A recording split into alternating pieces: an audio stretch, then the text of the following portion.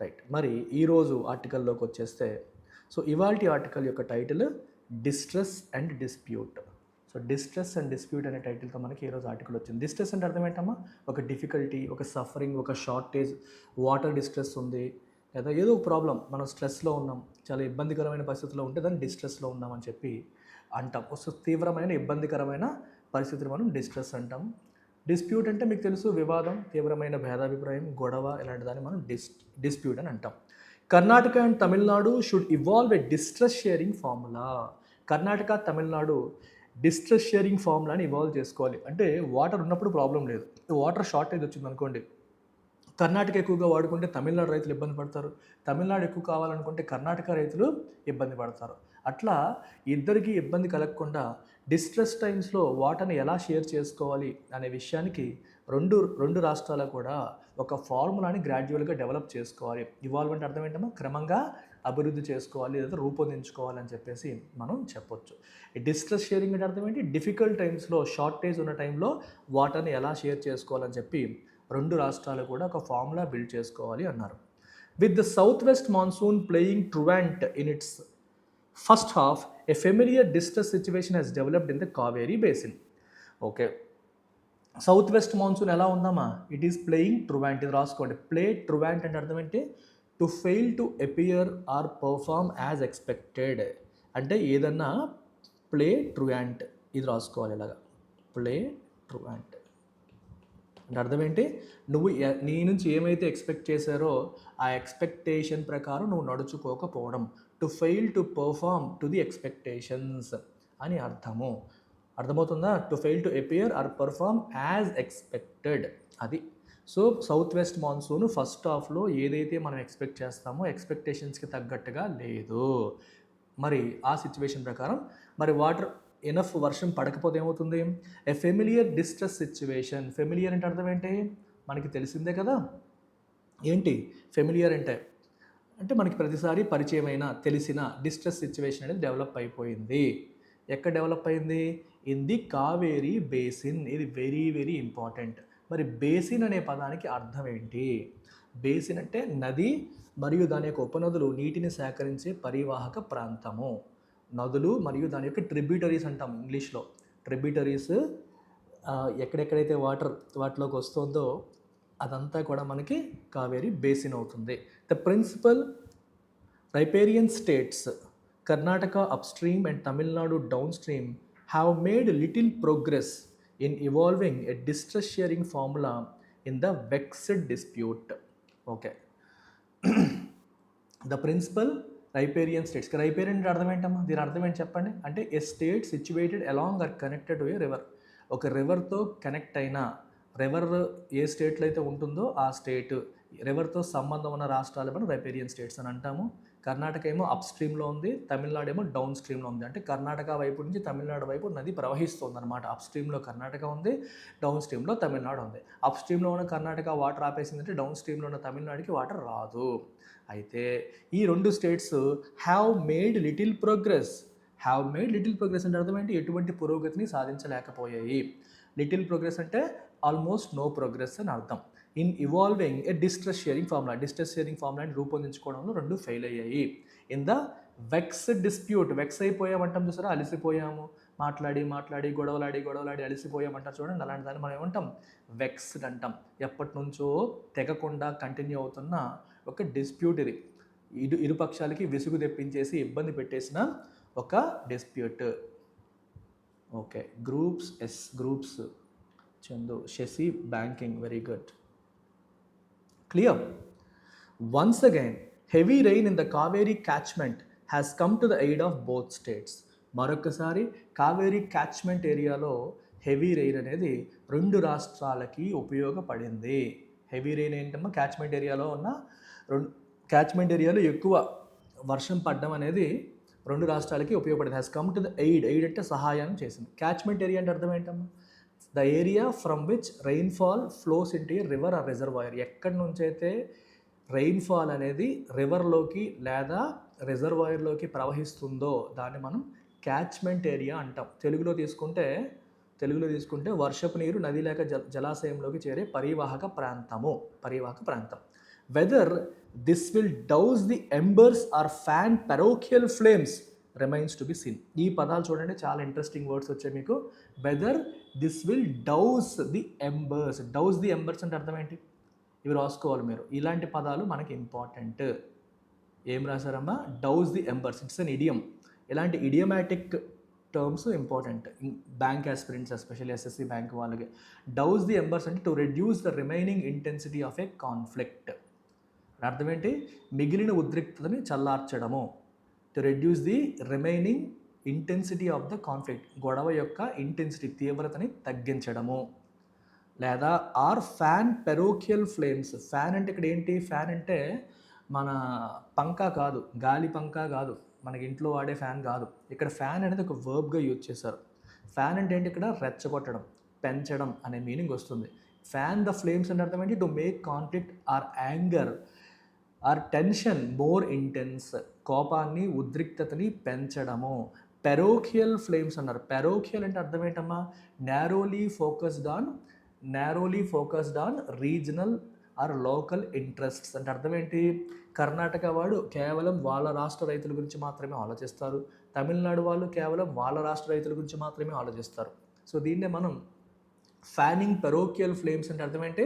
ఎవరి రాష్ట్రం గురించి, ఎవరి ప్రాంతం గురించి వాళ్ళు మాత్రమే నేరో మైండెడ్గా ఆలోచించుకునే పరిస్థితిని క్రియేట్ చేస్తుందా, లేదా రెండు రాష్ట్రాల మధ్య ఉన్న ఉద్రిక్తతని ఇది తగ్గిస్తుందా అనేది రిమైన్స్ టు బి సీన్. అంటే చూడాలి, ఏం జరుగుతుందో మనకు తెలియదు, చూడాలి. అంటే బేసిక్గా ఇష్యూస్ ఉన్నప్పటికీ హెవీ రెయిన్ రీసెంట్గా పడడం వల్ల కొంచెం అది రెండు రాష్ట్రాలకు ఉపయోగపడుతుంది. అయితే ఇది ఉన్న గొడవల్ని కంప్లీట్గా చల్లారుస్తుందా లేదా ఇంకా రెచ్చగొడుతుందా అనేది చూడాలి. Political tensions are rising. Political tensions అంటే ఏంటమ్మా? రాజకీయ పరంగా. ఎందుకంటే ఈ రాష్ట్రాలు ప్రెజర్ వచ్చేస్తుంది, అపోజిషన్ పార్టీస్ కార్నర్ చేస్తాయి. Political tensions are rising with pro Kannada groups calling for a Karnataka bandh on August 13 and the DMK planning a stir in Tanjavur on August 3rd, coinciding with the Adi Perukku festival on the Kaveri's banks. Okay, రాజకీయ పరంగా tensions అనేవి పెరుగుతున్నాయి. కర్ణాటకకి సపోర్టివ్గా ఉన్న groups అన్నీ కూడా కర్ణాటక బంద్కి పిలుపునిచ్చాయి. ఆగస్టు 13న డిఎంకే అగైన్ స్టిర్ అంటే నిరసన, ఆగస్టు 3న తంజావూరులో నిరసన చేయాలని ప్లాన్ చేస్తోంది. And coinciding with Aadi Perukku festival, Kaveri నది ఒడ్డున చేసుకునే ఒక ఫెస్టివల్ ఇది. కావేరీ నది ఒడ్డున చేసుకునే ఒక ఫెస్టివల్. ఆ ఫెస్టివల్తో ఇదేమవుతుందమ్మా? కోయిన్సైడ్ అవ్వడం అనేది జరుగుతుంది. దాంతో ఒకేసారి జరుగుతుంది. ఆ ఫెస్టివల్ జరిగే టైంలో ఈ నిరసనలు వ్యక్తపరిచే పరిస్థితి వస్తుంది. Despite a surge in inflows into 4 major Karnataka reservoirs in the Kaveri basin, it is too early to conclude that water shortage affecting farmers in both states is over. Okay. Despite a surge in inflows, surge అంటే విపరీతమైన పెరుగుదల, in inflows అంటే లోపలికి వస్తున్న 4 major Karnataka రిజర్వాయర్స్లోకి, Kaveri బేసిన్లో ఉన్న 4 major రిజర్వాయర్స్లోకి water inflow అనేది బాగా పెరిగినప్పటికీ it is too early to conclude that water shortage affecting farmers in both states is over. Okay, రెండు రాష్ట్రాల్లో వాటర్ షార్టేజ్ని ఎఫెక్ట్ చేస్తున్న వాటర్ షార్టేజ్ ఫార్మర్స్ని ఎఫెక్ట్ చేస్తున్న వాటర్ షార్టేజ్ అయిపోయింది అని మనం చెప్పలేము అని చెప్పడం అనేది అంత ఈజీ కాదు. ఎందుకంటే ఇంకా ప్రాబ్లమ్స్ ఉన్నాయి. It is too early. అంత తొందరపడి మనం చెప్పలేము, ఇంకా టైం ఉంది అని అర్థం. The decision of the Congress government in Karnataka not to release irrigation water adds to the crisis. Irrigation వాటర్ని రిలీజ్ చేయొద్దు అని కర్ణాటక గవర్నమెంట్ తీసుకున్న డెసిషన్ అనేది కూడా it adds to the crisis, సంక్షోభాన్ని ఇంకొంచెం పెద్ద చేస్తోంది. Though such refusals over scheduled water deliveries are not new.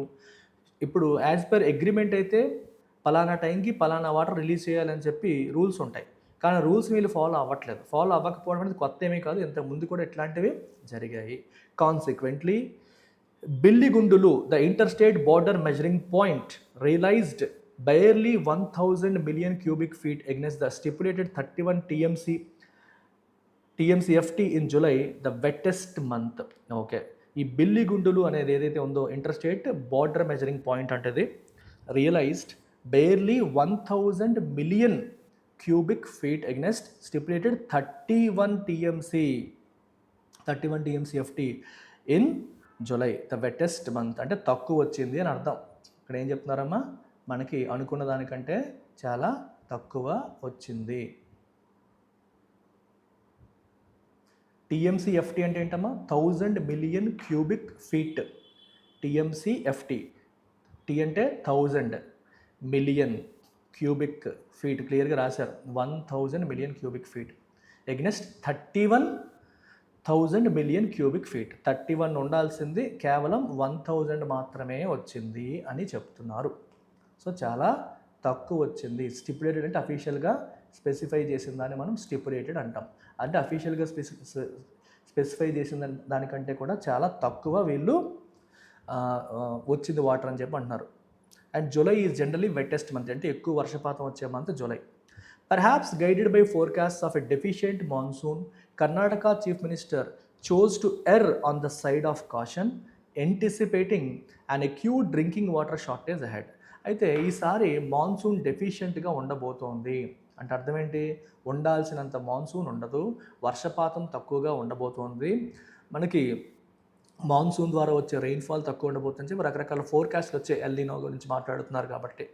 So Karnataka chief minister సరే ఎందుకు రిస్క్, ఎలాగో ఈసారి ఎక్కువ వర్షం ఉండదు కాబట్టి it is better to be safe అని చెప్పి ఆయన భావించి ఎక్యూట్ డ్రింకింగ్ వాటర్ షార్టేజ్ రేపు పొద్దున రావచ్చు అని భావించి, యాంటిసిపేట్ చేయడం అంటే ఎక్స్పెక్ట్ చేయడం, రేపు పొద్దున డ్రింకింగ్ వాటర్ షార్టేజ్ రావచ్చు అని ఆయన యాంటిసిపేట్ చేసి ముందు జాగ్రత్తగా ఆయన వాటర్ రిలీజ్ చేయకుండా ఆపేశారు.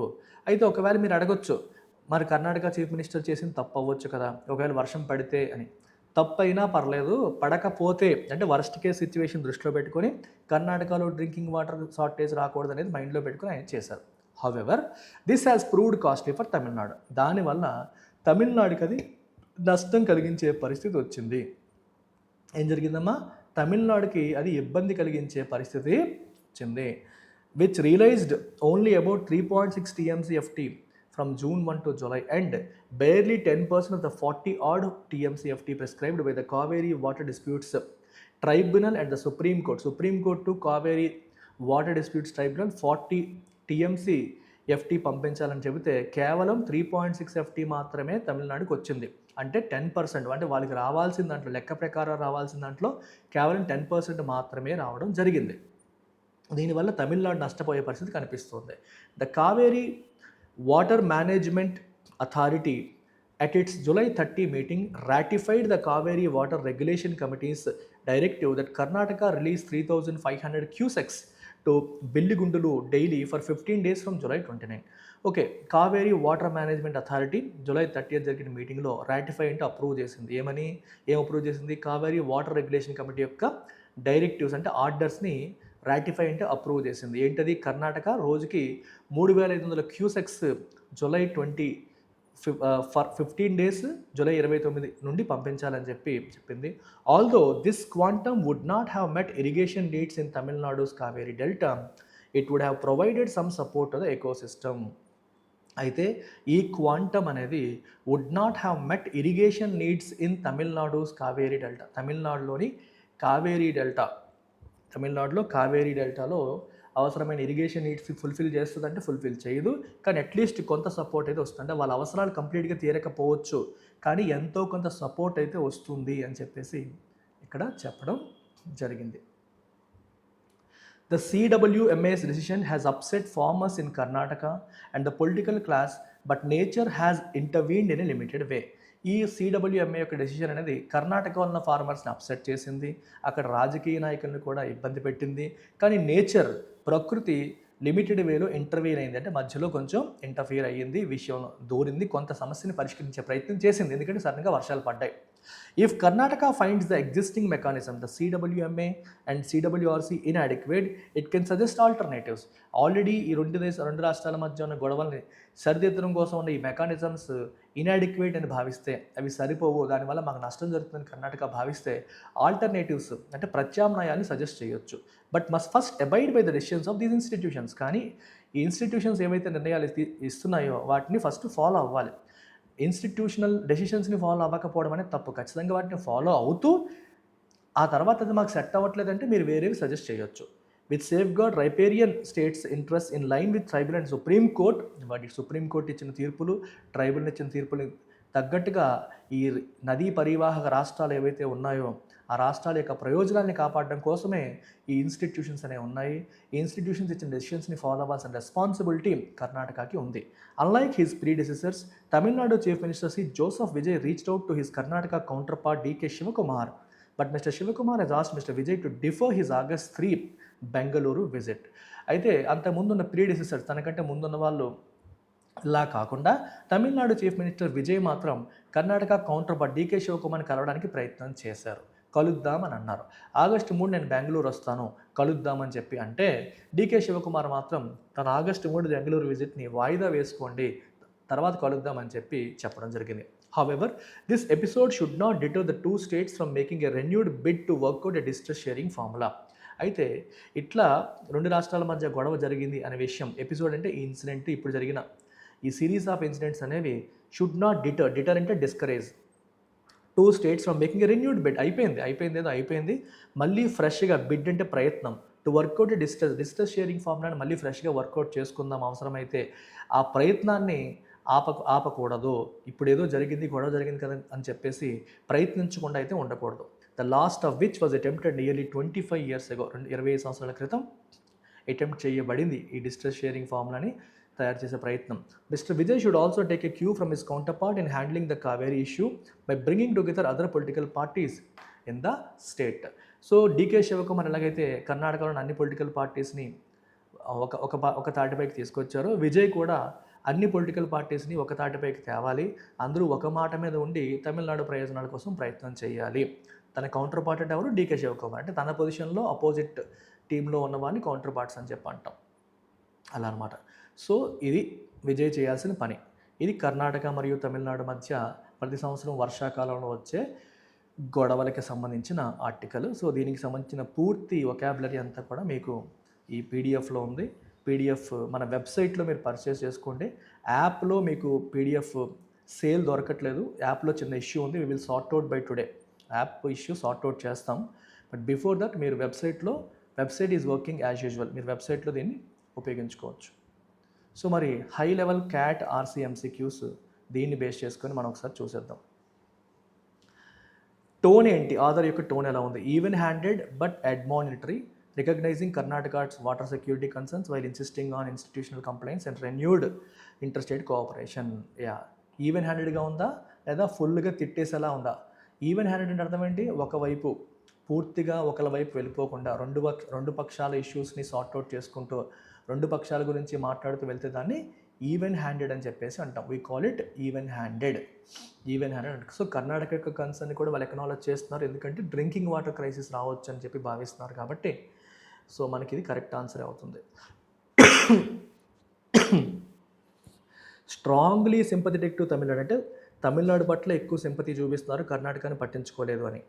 డిటాచ్డ్ అండ్ డిస్క్రిప్టివ్ అంటే ఎటువైపు ఎమోషన్ లేకుండా జస్ట్ డిస్క్రైబ్ చేస్తున్నారని. డీప్లీ కంప్లీట్గా నెగిటివ్గా ఉన్నారని కాదు. సో ఫస్ట్ వారిని కరెక్ట్, రెండు వైపులా ఆయన మాట్లాడారు. సో మెయిన్ ఐడియా చూడండి అమ్మా, ఇక్కడ 2 ఆప్షన్స్ ఉన్నాయి, నెక్స్ట్ పేజ్లో 2 ఆప్షన్స్ వస్తాయి. Increased rainfall has temporary resolved Kaveri crisis making institutional intervention unnecessary అంట. టెంపరీగా ప్రాబ్లమ్ సాల్వ్ అయిపోయింది కాబట్టి ఇంకా ఇన్స్టిట్యూషనల్ ఇంటర్వెన్షన్ అవసరం లేదని చెప్తున్నాడు. తప్పు. కర్ణాటకాస్ decision to conserve water is justified because drinking water requirements must invariably over ride. So కర్ణాటకని support చేసుకుంటూ తమిళనాడు తప్పని చెప్పేలాగా చెప్తున్నారు. అంటే ఇరిగేషన్ కన్నా డ్రింకింగ్ వాటర్ మోర్ ఇంపార్టెంట్ అని చెప్పి ఈ స్టేట్మెంట్ చెప్తుంది, కానీ ఆర్టికల్లో అలా మెన్షన్ చేయలేదు. Recurring Kaveri tensions cannot be సస్టైనబుల్లీ managed through add hack religious are seasonal rainfall. Karnataka Tamil Nadu must obey existing institutional decisions and negotiate clear distress sharing formula. Absolute. ఇది మనకి బ్యాలెన్స్డ్ యాజ్ వెల్ యాజ్ బ్రాడ్గా ఉంది. అంటే ఇక్కడ ఏం చెప్తున్నారంటే ఎగ్జిస్టింగ్ ఫార్ములాని ఫాలో అవుతూ ఉండాలి, అట్ ద సేమ్ టైం కొత్త ఫార్ములాని బిల్డ్ చేసుకోవాలి అని చెప్తున్నారు. సో అందుకు పర్ఫెక్ట్గా ఆర్టికల్లో చెప్పిందంతా కూడా ఇందులో క్యాప్చర్ అయ్యింది. Option C is the right answer. అలాగే ఇన్ఫరెన్స్ అడిగారు. A distance sharing formula would likely reduce political conflict by establishing in advance how reduced river flow should be distributed during deficient monsoons. కరెక్టే కదా ఇది. Distance sharing formula అంటే అర్థం ఏంటి? Water flow తక్కువ ఉన్నప్పుడు ఎలా షేర్ చేసుకోవాలి, వాటర్ ఫ్లో నార్మల్గా ఉన్నప్పుడు ఎలా షేర్ చేసుకోవాలనే ఫార్ములా ఉంది. కానీ వాటర్ ఫ్లో తక్కువ ఉన్నప్పుడు ఏం చేయాలనే దాన్ని కూడా ఒక ఫార్ములా బిల్డ్ చేసుకుంటే డెఫిషియెంట్ మాన్సూన్ ఇయర్స్లో ఏం చేయొచ్చు అని ఒక క్లారిటీ అనేది ముందే ఉంటుంది అని చెప్పారు. ఈ ఇన్ఫరెన్స్ తీసుకోవచ్చా లేదా? తీసుకోవచ్చు. ఎందుకంటే ఆథర్ అదే సపోర్ట్ చేస్తారు. డిస్టెన్స్ షేరింగ్ ఫార్ములా తీసుకోండి, కూర్చోండి, మళ్ళీ మాట్లాడుకోండి అంటున్నారు. కాబట్టి దానివల్ల పొలిటికల్ కాన్ఫ్లిక్ట్ తగ్గుతుంది అనేది ఆథర్ యొక్క ఉద్దేశం. This is absolutely correct. So as I told you, మన editorial vocabulary and RC PDF, ఇప్పుడు మీరు చూస్తున్న పీడిఎఫ్ అనేది ₹1 per month కోర్స్ ఫీతో మీకు అవైలబుల్గా ఉంది. ఇది మీరు మన యాప్ డౌన్లోడ్ చేసుకోండి, మన వెబ్సైట్లో పర్చేస్ చేసుకోండి. ప్రస్తుతానికి యాప్లో చిన్న ఇష్యూ ఉంది, ఇవాళ సార్ట్అవుట్ అయిపోతుంది. ఈలోపు మీరు వెబ్సైట్లో పర్చేస్ చేసుకొని తర్వాత మీరు యాప్ డౌన్లోడ్ చేసుకోవచ్చు. ఓకేనా? With this I'm closing the session.